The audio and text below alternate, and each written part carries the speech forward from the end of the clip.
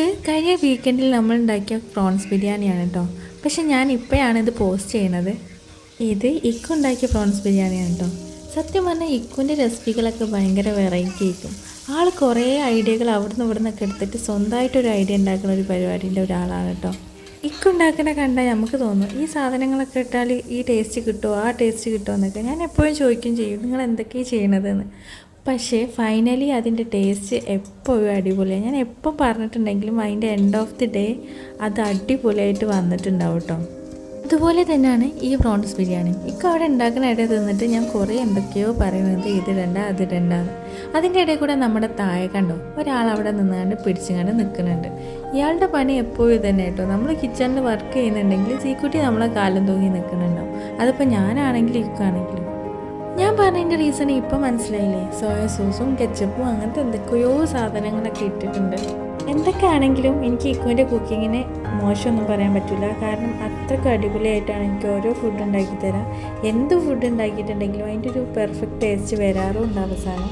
പിന്നെ ഈ കളിയാക്കലുകളൊക്കെ ജീവിതത്തിൻ്റെ ഒരു ഭാഗമല്ലേ, അതല്ലേ ഒരു രസം. ഞാൻ മുന്നത്തെ വീഡിയോയിൽ പറഞ്ഞിട്ടുണ്ടായിരുന്നു വീക്കെൻഡ്സിലാണ് നമ്മൾ ഇങ്ങനത്തെ ഫുഡുകളൊക്കെ ഉണ്ടാക്കുന്നതും ഹെവി ആയിട്ട് കഴിക്കുന്നതും. അതുകൊണ്ട് തന്നെ എപ്പം ബിരിയാണി ഉണ്ടാക്കി കഴിഞ്ഞാലും നമ്മൾ 2 നേരത്തേക്ക് കുക്ക് ചെയ്യാറുണ്ട്. പക്ഷെ ഒറ്റ നേരം കൊണ്ട് അത് തീരും. അത് എത്ര എക്സ്ട്രാ റൈസ് എടുത്താലും അങ്ങനെ തന്നെ കേട്ടോ സംഭവിക്കൽ. ഇത് ഇക്കോൻ്റെ ഒരു സീക്രട്ടാണ് കേട്ടോ.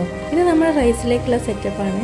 ഇതിലേക്ക് കുറച്ച് സ്പൈസസും കാര്യങ്ങളൊക്കെ ഇട്ട് കുറച്ച് ഉള്ളിയും കൂടി ഇട്ടൊന്ന് ഫ്രൈ ചെയ്തിട്ട് നമ്മുടെ റൈസ് സെറ്റാക്കാനുള്ള വെള്ളത്തിലേക്ക് ഇടുന്നൊരു പരിപാടിയാണ്. ഇങ്ങനെ ഇട്ടപ്പോഴും ഞാൻ ഇക്കോനെ കളിയാക്കിയിരുന്നു. പക്ഷേ അതിൻ്റെ ഫ്ലേവർ റൈസ് കഴിച്ചപ്പോൾ എനിക്ക് മനസ്സിലായി. ഞാൻ അങ്ങോട്ട് മാത്രമല്ല കേട്ടോ, ഇതിൻ്റെ ഇടയിൽ കൂടി ഇക്കു ഇങ്ങോട്ടും കുറേ എന്നെ കടത്തുന്നുണ്ട്. പക്ഷേ ഇതൊക്കെ എനിക്ക് നല്ല ഇഷ്ടമാണ് കേട്ടോ. ഞാൻ ഓരോ വീക്കെൻഡും വെയിറ്റ് ചെയ്യിക്കാറും ഇക്കുവിൻ്റെ കൂടെ ഇങ്ങനത്തെ ഓരോരോ മൊമെൻറ്റ്സിന് വേണ്ടിയിട്ട്. ഇക്കുവിന് ഇങ്ങനത്തെ സ്കില്ലൊക്കെ ഉള്ളത് കാരണം എനിക്കും ഇടയ്ക്കിടയ്ക്ക് ഇങ്ങനത്തെ വെറൈറ്റി ഫുഡൊക്കെ കഴിക്കാൻ പറ്റും. ഈ സ്കില്ലൊക്കെ ഇക്കുവിന് എവിടെ നിന്ന് കിട്ടിയെന്ന് ചോദിക്കുകയാണെങ്കിൽ ഇക്കുവിൻ്റെ ഫാദർ ഒരു ഷെഫാണ് കേട്ടോ. ശരിക്കും പറഞ്ഞാൽ ഇപ്പാൻ്റെ ബിരിയാണി അടിപൊളിയാണ്. എനിക്ക് ഹൈദരാബാദി ബിരിയാണി കഴിഞ്ഞാൽ പിന്നെ ഏറ്റവും ഇഷ്ടമുള്ളൊരു ബിരിയാണി ഇപ്പാൻ്റെ ബിരിയാണിയാണ്. ഇപ്പോൾ വളരെ റയറായിട്ടാട്ടോ നമ്മൾ വീട്ടിലേക്ക് ബിരിയാണി ഉണ്ടാക്കുക. പക്ഷേ അതിൻ്റെ കുറച്ച് കഴിവ് ഉമ്മാക്കും കൂടി കിട്ടിയതിനെ കൊണ്ട് നമുക്ക് ഇടയ്ക്കിടയ്ക്ക് അവിടുന്ന് ബിരിയാണിയും കഴിക്കാം കേട്ടോ. അതുകൊണ്ട് തന്നെ ഞാനും ബിരിയാണി ഉണ്ടാക്കാൻ പഠിച്ചത് ഇമ്മാൻ്റെ അടുത്ത് നിന്നാട്ടോ. ബിരിയാണി മാത്രമല്ല ഓൾമോസ്റ്റ് കുക്കിംഗ് പഠിച്ചത് ഞാൻ കല്യാണം കഴിഞ്ഞതിൻ്റെ ശേഷമാണ്. അതെന്തായാലും നന്നായി. ഈ കുക്കിംഗ് പഠിക്കൽ ഒരു മാൻഡറ്ററി കാര്യം കേട്ടോ. നമുക്കെപ്പോഴും എല്ലാവരും ആശ്രയിച്ച് ജീവിക്കാനൊന്നും പറ്റില്ല.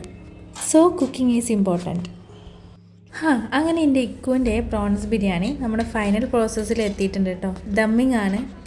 റൈസൊക്കെ 90% കുക്കായതിൻ്റെ ശേഷം ഈ ഒരു മസാലേൻ്റെ മേലെ ദം ചെയ്തിട്ട് അതിൻ്റെ മേലെ നമ്മൾ പ്രോൺസ് മസാല ഉണ്ടാക്കിയ സമയത്ത് കുറച്ച് അതിൻ്റെ നീര് മാറ്റി വെച്ചിട്ടുണ്ടായിരുന്നു. അതും കൂടി ഒഴിച്ചു കൊടുത്തിട്ട് കുറച്ച് നെയ്യും കൂടി മേലെ സെറ്റാക്കി വെച്ചിട്ട് നമ്മൾ ദം ചെയ്യാൻ വെച്ചിട്ടുണ്ട്. ഇനി വേറെ പരിപാടികളൊന്നുമില്ല. 10 മിനിറ്റിൽ ലോ ഫ്ലെയിമിൽ ദമ്മിലിടുക. പിന്നെ ഒരു 10 മിനിറ്റ് കഴിഞ്ഞതിന് ശേഷം ദമ്മ് പൊട്ടിക്കുക. അപ്പോൾ ഇത്രയുള്ള നമ്മുടെ പരിപാടി. പ്രോൺസ് ബിരിയാണി സെറ്റാക്കിയിട്ടുണ്ട്. കളിയാക്കലുകൾക്കൊക്കെ ഒടുവിൽ നമ്മുടെ സാധനം വന്നിട്ടുണ്ട്. സംഭവം അടിപൊളിയാണ്, ഞാൻ വെറുതെ പറയല്ല, അടിപൊളി ടേസ്റ്റ് ഉണ്ടായിരുന്നു. ഇത് നമ്മുടെ സ്ഥിരം പ്രോസസ്സാണ്. കളിയാക്കുക ആഫ്റ്റർ നല്ല മൂക്കുമുട്ട കഴിക്കുക. അടിപൊളി മസാലയായിരുന്നു. റൈസിനും നല്ല ഫ്ലേവർ ഉണ്ടായിരുന്നു.